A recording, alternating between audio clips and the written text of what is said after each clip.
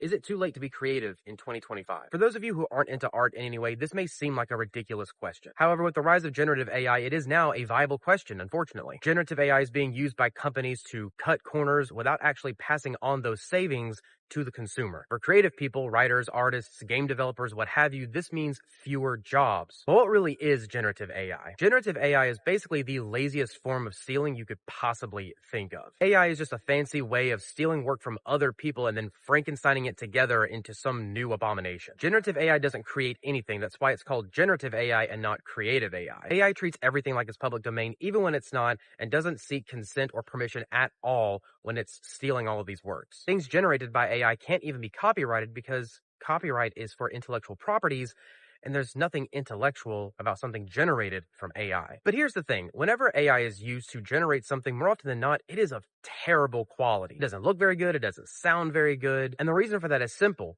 It lacks the human soul. Art is meant to be a celebration of the human soul and experience wrapped into one with someone's creativity and ingenuity driving it forward. Generative AI is just stealing a bunch of other people's art and then combining it into something that someone hopes they can pass off as real art and make money off of it. So not only is generative AI not even ethical by any means, it also doesn't even generate good things. Sure, 1 in 10 million things might look okay at a glance, but for the most part, they're all just worthless. So to revisit the aforementioned question, is it too late to be creative in 2025? The answer is no. When people want to read a good book or watch a good film or play a good video game, they're going to want quality, not quantity. And while AI may be able to generate a bunch of stuff really quickly, it's not going to be able to actually produce a good product that's actually worth anyone's time or money. And let's be honest here, humans can definitely make some really bad things in any genre or category of art.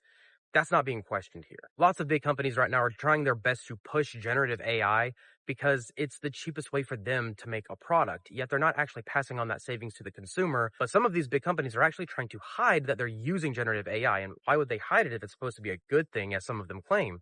Well, it's because it's not a good thing, and they know that, and they hope that you don't know that. And again, yes, people can make bad things. The cover of my own book isn't even that great, but I made it myself, and I'm proud of it. And I wouldn't be proud of it if AI had any part to play at all, because it'd be nothing to be proud of. It wouldn't be real. It wouldn't be anything. It'd be crap. So look, if you're wanting to be a painter, an artist, a game developer, or any of that brilliant stuff, it is not too late. People want quality, not quantity.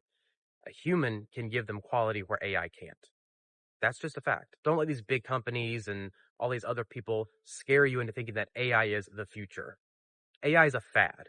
The sooner it dies, the better off we'll be.